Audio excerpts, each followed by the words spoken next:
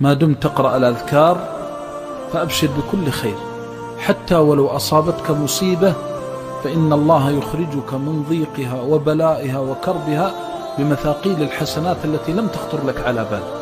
ما حافظ عبد على الأذكار إلا شرح الله صدره، والله الذي لا إله إلا هو لن تجد أحدا مكروبا ولا منكوبا ولا ضاقت عليه الدنيا بهمومه وهموم أهله وولده ولزم أذكار الصباح والمساء إلا جعل الله له من بين أطباق الدنيا فرجا ومخرجا. وإنك والله لتعجب من بعضهم أن عليه من الهموم في نفسه وماله وأهله وولده لا يفتر من قراءة سنة النبي صلى الله عليه وسلم واتباع هديه في الصباح والمساء، وإذا بك تجده أشرح الناس صدرا وأكملهم يقينا، فبخ كم له من الأجر والدرجات العلى عند الله عز وجل بهذا اليقين.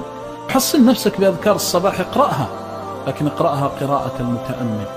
يا حي، الكل يموت إلا هو سبحانه، تقول يا حي فتتذكر صفة الحياة التي ثبت لله سبحانه وتعالى. يا حي يا قيوم قامت به السماوات والأرض وقام به كل شيء. يأتيك الظالم باغيا أشرا بطرا وتعلم أن قوة كلها بيد الله جل جلاله، تقول يا رب إني أستغيث بك وأستجيب، فإذا بهذه القوة كأنها لا شيء.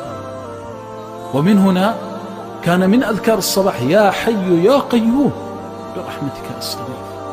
الله أكبر إذا فتحت لها أبواب السماوات وأنت تقرأ هذه الأذكار وتعلم أنها كلم طيب يرفع إلى السماء، إليه يصعد الكلم الطيب والعمل الصالح يرفع إليه يصعد الكلم الطيب، وليس هناك أطيب من كلام الله وكلام التوحيد والإيمان.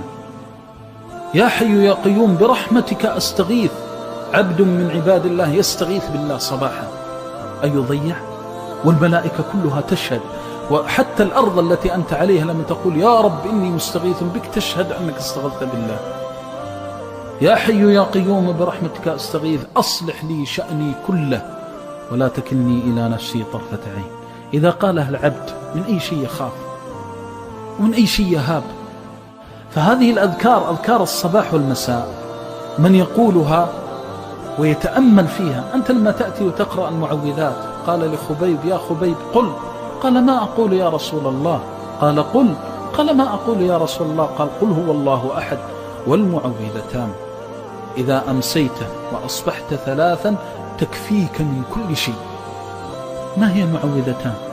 أنت حينما تقول أعوذ، قل أعوذ ألوذ وألتجئ وأعتصم وأحتمي، تشهد الله من فوق 7 سماوات أنك تلوذ به وتحتمي وتلتجئ إليه. قل أعوذ برب الفلق من شر ما خلق. أي شيء يخرج عن خلقة الله؟ هل في شيء ما هو مخلوق لله؟ من شر ما خلق. أنت تقول اللهم إني أعوذ بك من شر كل شيء خلقته، فقد يأتي الشر من ولدك الذي هو من صلبك وأنت لا تعلم ولكن الله يعلم. أعوذ بكلمات الله التامة من شر ما خلق. من قالها 3 لم يضره شيء. إذا وثقت بربك فإن الله لا يخيبك، وإذا امتلأ القلب بالتوحيد بمعرفة الله سبحانه وتعالى، لو اجتمع من في السماوات ومن في الأرض على أن ينفعوك أو يضروك لم ينفعوك ولا يضروك إلا بشيء قد كتبه الله عليك.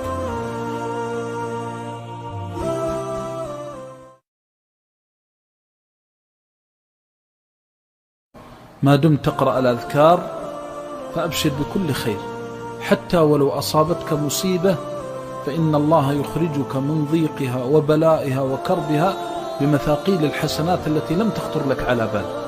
ما حافظ عبد على الأذكار إلا شرح الله صدره، والله الذي لا إله إلا هو لن تجد أحدا مكروبا ولا منكوبا ولا ضاقت عليه الدنيا بهمومه وهموم أهله وولده ولزم أذكار الصباح والمساء إلا جعل الله له من بين أطباق الدنيا فرجا ومخرجا. وإنك والله لتعجب من بعضهم أن عليه من الهموم في نفسه وماله وأهله وولده لا يفتر من قراءة سنة النبي صلى الله عليه وسلم واتباع هديه في الصباح والمساء، وإذا بك تجده أشرح الناس صدرا وأكملهم يقينا، فبخ كم له من الأجر والدرجات العلى عند الله عز وجل بهذا اليقين.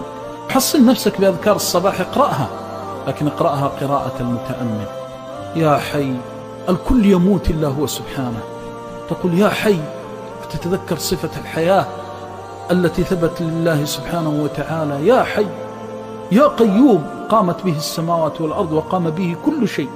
يأتيك الظالم باغيا أشرا بطرا، وتعلم أن قوة كلها بيد الله.